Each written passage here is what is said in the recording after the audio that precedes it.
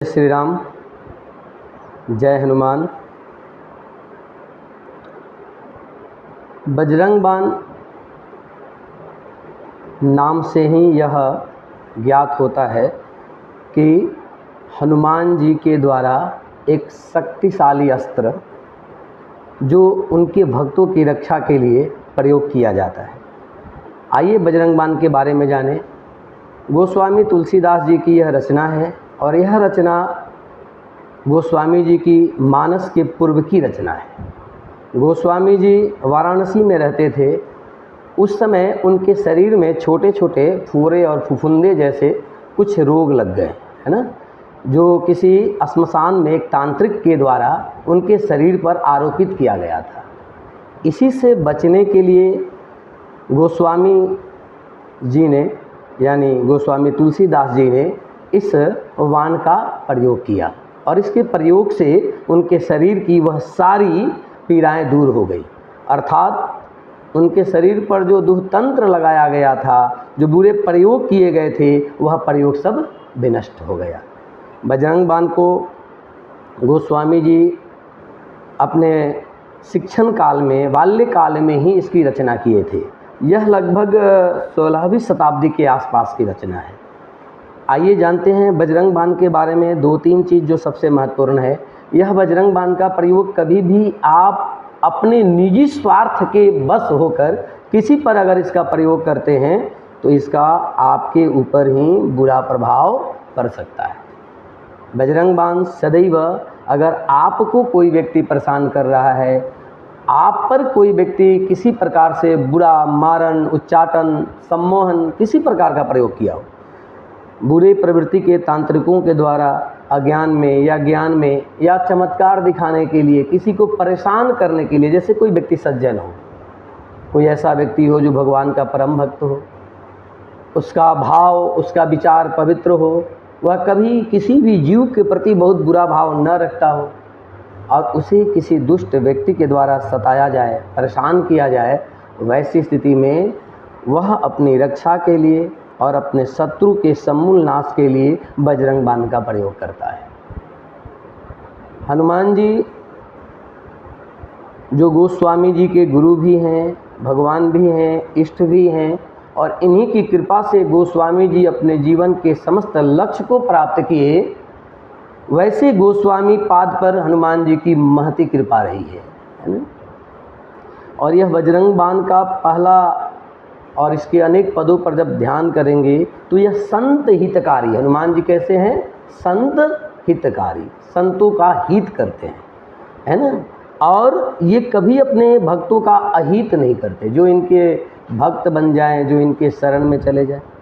बजरंग बाण के लिए दो तीन मुख्य बात। पहली बात, इसका प्रयोग चतुर्दशी, शुक्ल पक्ष, कृष्ण पक्ष की चतुर्दशी के अलावा अगर मंगलवार दिन हो, सर्वार्थ सिद्धि योग, अमृत सिद्धि योग हो, उस समय इसको प्रारंभ करना चाहिए।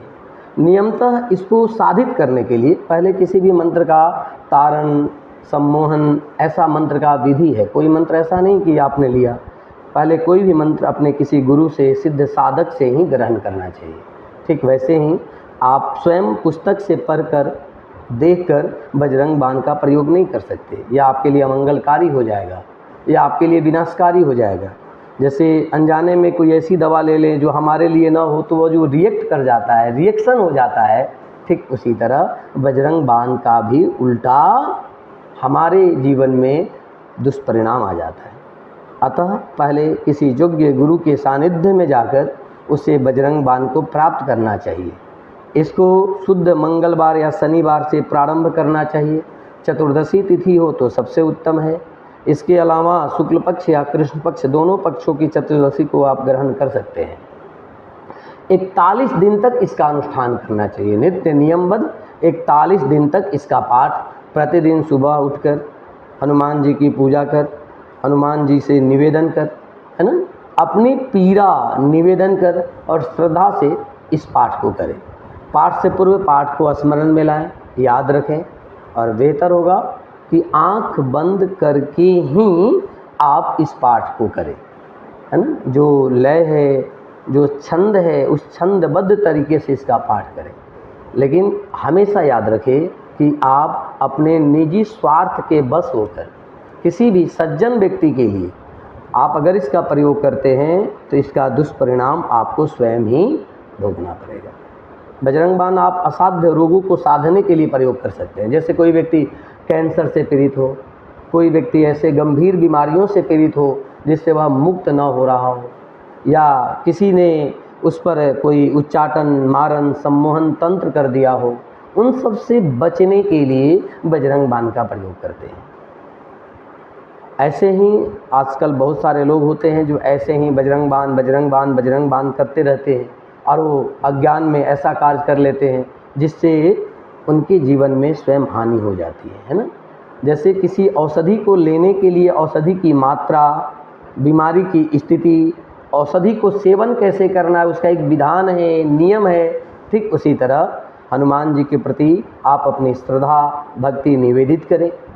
हनुमान जी को कहा गया है, उनकी स्तुति भी सब पंडित जन, विज्ञ जन, भक्त जन ऐसे करते हैं, है ना, कि हनुमान जी कौन है?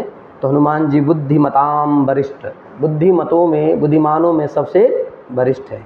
ज्ञानी नाम अग्रगण्यम, ज्ञानियों में अग्रगण्य है ना, और अतुलित बल के निधान है।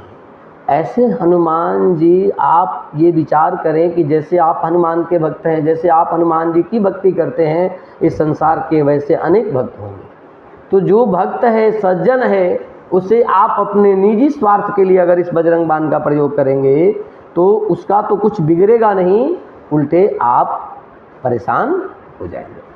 तो आप हमेशा अपने बचाव के लिए, या कोई व्यक्ति को कोई निर्दोष हो, कोई व्यक्ति दोष रहित तो हो, उसमें कोई दोष न हो, और कोई दुष्ट प्रवृत्ति का व्यक्ति उसे परेशान कर रहा है, कोई छोटे मोटे तंत्र से परेशान कर रहा है, ऐसी स्थिति में बजरंग बाण अति लाभकारी है। बजरंग बाण खास तौर पर आपके शरीर में कोई कृमि रोग हो, जैसे कुष्ठ रोग हो, आपके शरीर में फोड़े, फफूंदे, आजकल वो चेचक जो बड़ी माता वगैरह का प्रकोप होता है, इन सबों से बचाव का उत्तम उपाय है ना। लेकिन श्रद्धा और भक्ति प्रथम है। अगर आपकी श्रद्धा ना हो, भक्ति ना हो, तो ऐसे ही पढ़ने से कोई लाभ नहीं होता है ना। दूसरी बात, अगर आप पर ग्रहों का विशिष्ट प्रभाव हो गया हो, जैसे शनि ग्रह 5 साल से छोटे बच्चों पर कभी अपना दुष्परिणाम नहीं डालते, लेकिन अगर कोई व्यक्ति बड़े हैं और उनके जीवन में शनि की ढैया, शनि की साढ़े साती, ऐसा कुछ चल रहा हो, वो शनि से बहुत पीड़ित हो, वैसी स्थिति में वह अपने कल्याण के लिए हनुमान जी की शरणागति करते हैं बजरंग बाण के माध्यम से, तो भी उनका कल्याण सुनिश्चित हो जाता है ना। आप आपदा में हो, आप आग में फंस गए हों, आप जंगल वन अरण्य में फंस गए हों, वहाँ भी आप श्रद्धा से इस बजरंग बाण का प्रयोग कर सकते हैं। विशेषतः इसकी मुख्य उपयोगिता दूह तंत्र से बचने के लिए, बुरे तंत्रों से बचने के लिए, आप पर मारन, उच्चाटन, सम्मोहन, है ना, स्तंभन, ऐसा कोई भी दुह क्रिया किया गया हो, उन सब से बचाव का एकमात्र केवल उपाय यह बजरंग बाण है। और यह अति लाभकारी, अति उपयोगी और शीघ्र ही फल देने वाला है। ये बड़ा महत्वपूर्ण है, इसीलिए इसके फलश्रुति में भी इन बातों का विवरण दिया गया है।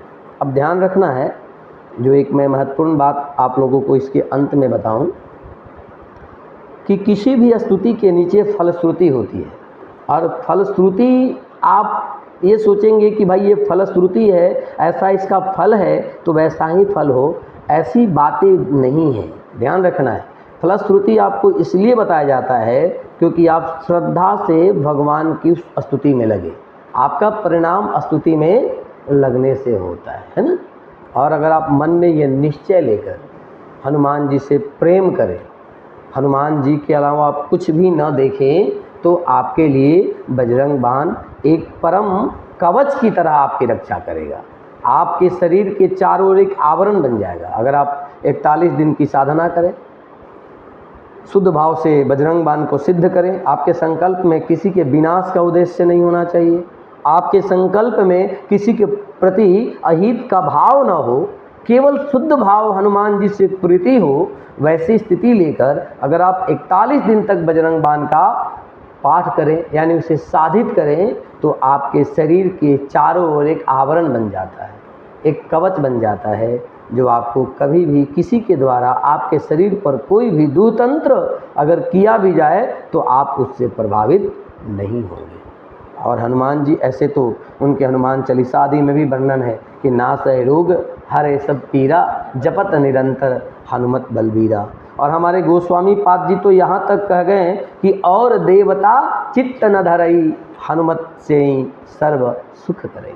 तो ये बड़ा प्रभावशाली है, इसीलिए आप सदैव हनुमान जी के शरणागति प्राप्त करें।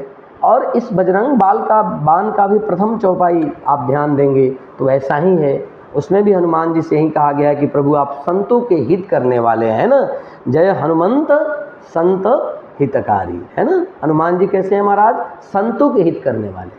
तो कोई असंत प्रवृत्ति का व्यक्ति अगर इस बजरंग बाण को मारेगा तो हनुमान जी उसकी बात कहाँ सुनेंगे महाराज, है ना। संत हितकारी हैं, और अगर वैसे हनुमान जी संत हितकारी हैं तब उनसे प्रार्थना करी गई है कि सुन लीजिए प्रभु अरज हमारी, है ना। आप संत हितकारी हैं, यानी ये बताया गया कि मैं संत हूँ, मेरी प्रवृत्ति संत की है। आपकी इस स्तुति को करने में मेरा भाव किसी का अहित नहीं है, मेरा भाव केवल अपना हित है। आपके शरण में आने का एक माध्यम है प्रभु, इसीलिए आप मेरे इस वचन को, स्तुति को, मेरे अरज को आप सुनिए और हम पर अपनी कृपा करिए, है ना। और ये भी कहा गया है कि जन के काज विलंब न कीजिए, है ना। जो जन हैं, जो आपके भक्त हैं, जो प्रभु राम के भक्त हैं, उनके काज में आप विलंब न करें। हनुमान जी ऐसे भी बड़े विलंब तो करते ही नहीं महाराज, बड़े शीघ्रता से हनुमान जी दौड़ कर चले जाते हैं, है ना। आतुर दौरी महासुख दीजिए, है ना। आतुर दौरी, ऐसे साधारण दौड़ के नहीं आना है महाराज, ऐसे वेग में आना है कि पूछना नहीं है महाराज। उस वेग में आकर आप अपने भक्तों का उद्धार करिए। बजरंग बाण हनुमान जी मन ही मन जब लंका जा रहे थे, सिया जी की सुधि लाने, सिया जी का पता लगाने, सुरसा जब मिली उस समय भी ये बजरंग बाण जो है बड़ा फलदायी हुआ। हनुमान जी का जो वह रूप है वह मन ही मन हनुमान जी अपने मन में प्रभु राम का ध्यान करते हुए ही उस कार्य को किए थे, है ना। तो भक्तों के लिए उत्तम, अमोघ, सूक्ष्म, बीज रूप, एक कवच रूप यह बजरंग बाण है। इसके संदर्भ में और आपका कोई प्रश्न हो तो आप पूछ सकते हैं। जैसे गृहस्थ में जो लोग जिनके पास गुरु नहीं है और वो इस बात से परेशान है और वीडियो देखेंगे तो करने का कोशिश करेंगे, बिल्कुल, तो वो किस प्रकार करेंगे? जो मैंने इस संदर्भ में आपको बताया कि सबसे पहले एक ध्यान देना है कि गृहस्थ जीवन में आप अपनी गृहस्थी को मधुर करने के लिए, आप अपने गृहस्थ जीवन में आए परेशानियों को, गृहस्थ जीवन का अर्थ क्या है, गृहस्थी का आधार क्या है? धर्म, अर्थ, काम और मोक्ष, ये चार पुरुषार्थ के स्तंभ हैं, चार पुरुषार्थ के माध्यम हैं। धर्म, अर्थ, काम और मोक्ष, इन्हीं चार आधारों से हम जो है अपने गृहस्थ जीवन को सुखी बनाते हैं। और इन चार उद्देश्यों के लिए आप बजरंग बाण का काम करें। केवल मैंने बताया कि आपका उद्देश्य किसी का अहित करना ना हो, तो वैसे आप एक कवच के रूप में ऐसे ही भगवान शंकर को अपना गुरु मान लें। आप तो एक तो पहली बात, प्रायः गृहस्थ किसी न किसी से दीक्षित होते हैं, प्रायः गृहस्थ किसी न किसी गुरु से दीक्षित होते हैं। जरूरत नहीं कि उनके गुरु बहुत विद्वान हों, वो मेरी इच्छा है कि मैं बजरंग बाण का पाठ करूं और गुरु जी आज्ञा दे दें, ये गुरु आज्ञा हो गई। अगर फिर भी आप अगर दीक्षित न हैं, आपके कोई गुरु न हैं, तो वैसी स्थिति में आप भगवान शिव से आज्ञा लें, उनको गुरु माने। आप गोस्वामी पाद जी से आज्ञा लें, मानसिक गुरु माने कि हे गोस्वामी जी मुझे इस पाठ की आज्ञा प्रदान करें, क्योंकि ये उन्हीं की रचना है और जो इसको रचे हैं उनसे आज्ञा लेकर आप इसके लिए अधिकृत हो जाते हैं। लेकिन उद्देश्य आपका कभी भी सज्जनों को प्रसन्न करने का नहीं होना चाहिए। अगर आप सज्जन को प्रसन्न करने के लिए इस कार्य को करेंगे तो आपके लिए हानिप्रद होगा, आप स्वयं इसके लिए भुगता होंगे, है ना। हमेशा आपकी अपनी सुरक्षा होनी चाहिए, अपना आवरण होना चाहिए। और ख़ास तौर पर महिलाओं को बजरंग बाण का पाठ नहीं ही करना चाहिए। लेकिन जो महिलाएं रज निवृत्ति से परे हैं, है ना, वे लोग कर सकते हैं, उसमें कहीं कोई प्रतिबंध नहीं है। रज निवृत्ति का मतलब जिनकी अवस्थाएं 45 से ऊपर हो जाए, है ना, या जिनकी अवस्थाएं 12-13 साल से कम हो। गृहस्थ महिलाओं के लिए बहुत ज़रूरी नहीं है। हाँ, अगर गृहस्थ महिला है, अगर उनको अकेला है, उनके पति नहीं, उनके बच्चे नहीं, है ना, उनका कोई रक्षक नहीं, वैसी स्थिति में वह हनुमान जी को अपना रक्षक मानकर उनसे प्रीति करके तब कर सकती है। लेकिन जो गृहस्थ में है, जिनके पति हैं, बच्चे हैं, परिवार वाले हैं, वो पति की आज्ञा या पति के साथ पति भी करे तो उनकी आवरण स्वयं बन जाती है, तो फिर उनके लिए बहुत ज़रूरी है ही नहीं। तो ऐसे में तो हनुमान चालीसा के लिए भी यही बात वैलिड होगा। हनुमान चालीसा के लिए भी एक बात है। देखिए, दो बातें हैं। चालीसा पाठ स्त्रियों के लिए केवल वेद सूक्तियाँ ही मनाही है, बाकी वाल्मीकि रामायण, भागवत, गीता, चालीसा, ये रामायण सब पढ़ सकती हैं, इसमें कहीं कोई प्रतिबंध नहीं है। हनुमान चालीसा में तो लिखा गया, ये नहीं लिखा गया कि नर या नारी, जो यह पढ़े, कोई भी पढ़े, ये नहीं है नर या नारी, ऐसा नहीं है। नर या नारी, है ना, ये नहीं लिखा गया है। जो यह पढ़े, चाहे नर पढ़े या नारी पढ़े, तो पढ़ सकती है। हाँ, हनुमान जी के विग्रह को, विग्रह मतलब मूर्ति को छूना, स्पर्श करना, ये वर्जित है। लेकिन हनुमान चालीसा पाठ में ऐसा नहीं है। बजरंग बाण में मैंने इसलिए भी मना किया कि इसकी जो साधना, इसको जो सिद्ध करना है, उसके लिए आपका 41 दिन का समय है, और एक महिला 41 दिन तक शुद्धि वाली स्थिति में नहीं रह सकती। उनका मासिक सर्कल पुनः 30वें दिन, 32वें दिन या 25वें दिन के बाद कभी भी वो शरीर की अशुद्धि आ जाती है, तो वैसे में उनके लिए साधना नहीं है। अगर उनके बच्चे पर किसी ने दूह तंत्र कर दिया है, उनका बच्चा परेशान है, उन्हें लग रहा है कि किसी सौत ने या किसी ने हमारे लिए ऐसी परेशानी कर दी, तो फिर वह हनुमान जी से प्रार्थना कर सकती है। पढ़ने में कहीं कोई प्रतिबंध नहीं है, लेकिन प्रयोग करना, पढ़ना और प्रयोग करने में अंतर है। आप किसी विषय का थ्योरी पढ़ें और प्रयोगशाला में आप बिना किसी साइंटिस्ट के उसका प्रयोग करने चले जाएं, तो क्या आप थ्योरी पढ़ के प्रयोग कर पाएंगे? आपका वो रिएक्शन हो जाएगा, अनुपात गड़बड़ा जाएगा। इसीलिए प्रयोग करने के लिए आपको एक गुरु की अनुमति और विधि जानना बहुत ज़रूरी है, नहीं तो रिएक्ट कर जाएगा हमारा। और आजकल तो जैसे अब हम लोग भी यूट्यूब पर ही वीडियो बना रहे हैं, है ना, किंतु ऐसे बहुत सारे लोग हैं जो अनर्गल वीडियो भी बिना कोई सोर्स, बिना कोई स्रोत के, बिना किसी प्रमाण के बना देते हैं। वैसे वीडियो वगैरह से भी दूर रहना बड़ा ज़रूरी है ना। जो प्रमाणिक हो तो ही उसको प्रमाण मिलाए, अन्यथा नहीं लाए। चलिए, जय जय श्री राम, जय श्री हनुमान, है ना, जय जय सीताराम।